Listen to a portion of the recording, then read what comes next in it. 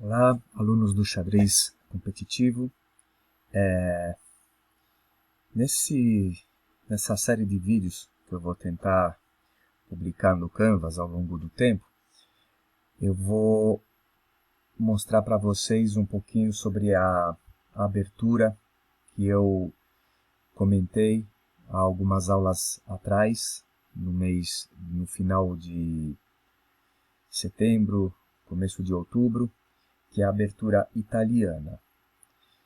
A ideia de mostrar para vocês uma abertura específica com jogadas teóricas, que a gente chama, né? É vocês poderem jogar as partidas em torneios com jogadas, digamos, preparadas, né? Jogadas já consagradas pela teoria. Não basta decorar essas jogadas, tá? Não adianta você decorar, você precisa entender o motivo de cada jogada. E a abertura italiana é uma abertura bem fácil de você aprender, né? Para você aprender. As jogadas são fáceis, as jogadas iniciais. É uma abertura muito antiga, se jogou muito na Itália, nos anos de 1650, 1700.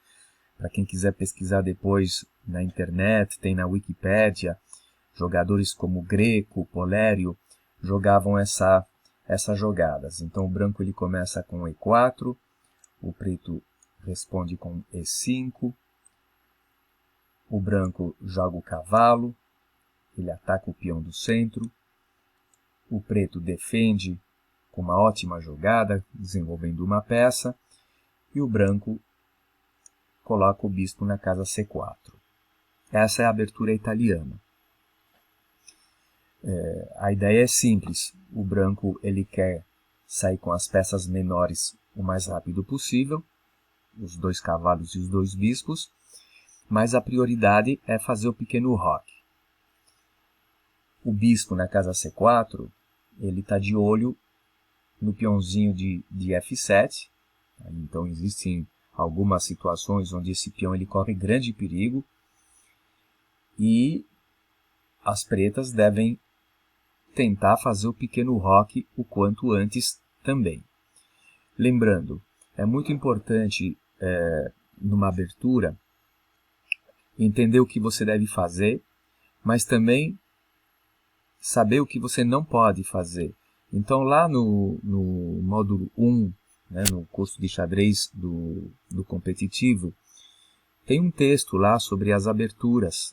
Vale a pena, de tanto em tanto, você dar uma olhada ali, né, e fazer uma leitura. Por exemplo, é importante, na abertura, evitar jogar seguidamente com uma mesma peça. Também é importante evitar de fazer várias jogadas de peões.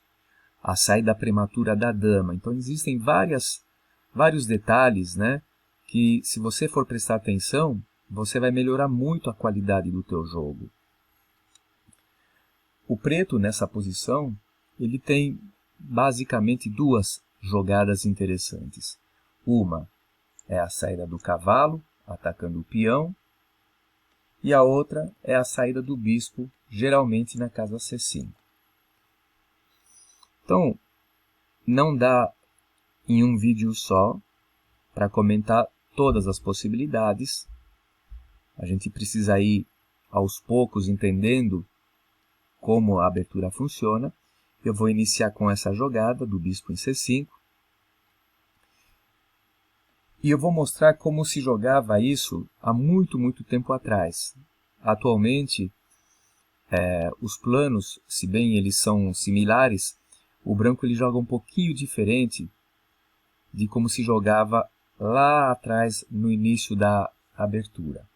Bom, a jogada C3 nessa posição é uma ótima jogada. E aí os alunos que estão acostumados a jogar nessa posição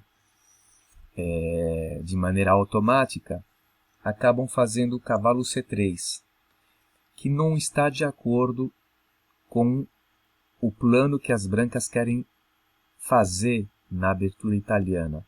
É claro que o cavalo C3 é uma possibilidade, mas foge um pouquinho do plano principal. Qual que é a ideia da jogada C3? É apoiar o avanço do peão central para a casa D4. Esse é o principal plano.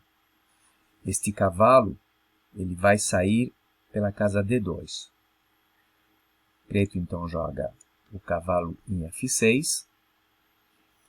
E nos dias modernos, os grandes mestres aqui geralmente defendem o peão de E4 com a jogada D3. Em seguida elas vão fazer o roque e a partida continua. A gente vai estudar isso em outro momento. Eu vou mostrar para vocês agora uma pequena partida muito interessante, como se jogava antigamente, quando o branco avançava imediatamente o seu peão para a casa D4, atacando o bispo. Essa jogada atualmente ela está fora de moda. As pretas finalmente encontraram a melhor maneira de enfrentar essa jogada e os grandes mestres desistiram de tentar conseguir uma vantagem avançando o peão de imediato. Por esse motivo é que eles dão preferência para a jogada D3.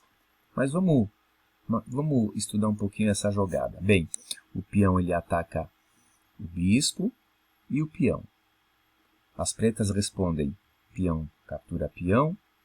O branco responde peão de C3 captura D4. Esse peão está bem defendido, o bispo está atacado. E ele sai dando um cheque. Aqui existem várias respostas. Obviamente que mover o rei está fora de cogitação. Não se deve mover o rei no início da partida. Você perde o roque. Isso seria muito ruim. Também não é questão de você recuar com um cavalo que já está desenvolvido. Então, basicamente, você tem duas respostas. Ou você sai com o bispo, ou você sai com o cavalo. A saída do bispo praticamente está fora de uso esta jogada. O preto ele consegue uma igualdade simplesmente capturando o bispo, dando cheque. E quando o cavalo captura, o preto coloca um peão no centro, atacando o bispo. O peão captura, o cavalo captura. E essa situação é de igualdade total.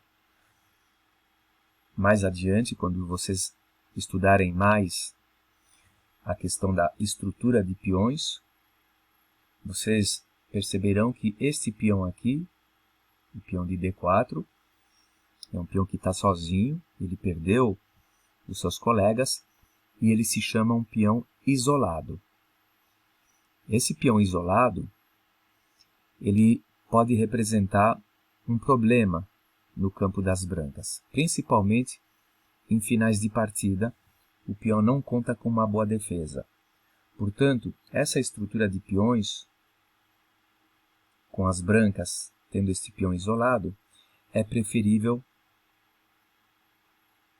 às pretas. As pretas têm uma estrutura mais saudável. E por esse motivo, é que essa posição não é praticada pelos mestres. Eu vou voltar um pouquinho aqui os lances. Então, a jogada que o branco geralmente faz é o cavalo na casa C3. E agora, o cavalo está cravado e as pretas aproveitam um momento para capturar um peão.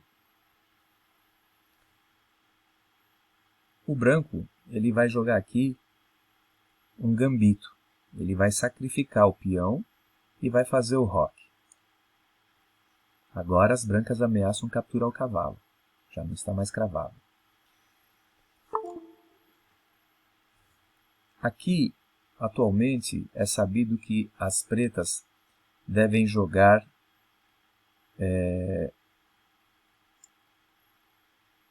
bispo captura cavalo. E a única maneira das pretas complicarem A partir daqui, é avançando esse peão, atacando o cavalo.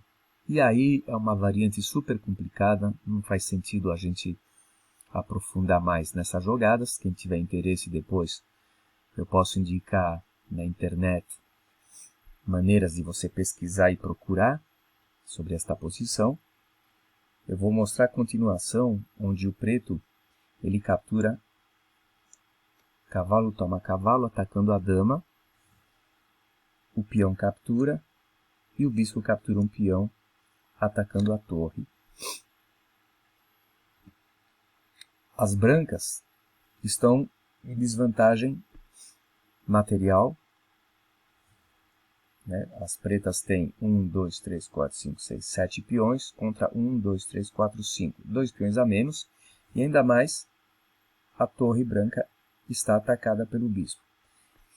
Porém, o rei preto está no centro e as brancas elas fazem uma jogada aqui surpreendente.